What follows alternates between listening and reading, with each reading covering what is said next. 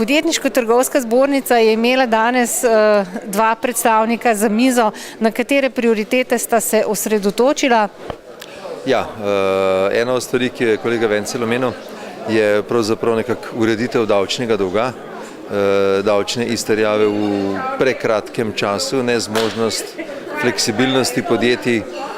Skratka, v bistvu gre za, bomo rekli, občutek, kot da davčna uprava želi ukiniti podjetje, ki ne morejo, ki ne zmorejo, ker niso dobila plačilo od seveda kupcev svojih storitev. Tako da ta problem je pereč, kakšen bo odziv, ne vemo.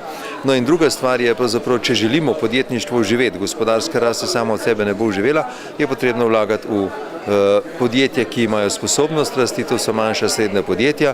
Začeti bilo pa treba s podjetništvom, z uvedbo podjetništva v osnovne šole, v srednje šole, skratka več delati na tem, da bomo v Sloveniji imeli čez toliko in toliko let nekaj sposobnih menedžerjev, ki bodo obstoječe gospodarstvo, kakršno takrat bomo imeli, in javni sektor sposobni peljati skozi neke vsaj približno pozitivne rezultate. Kakšna je pa vaša ocena današnjega vrha?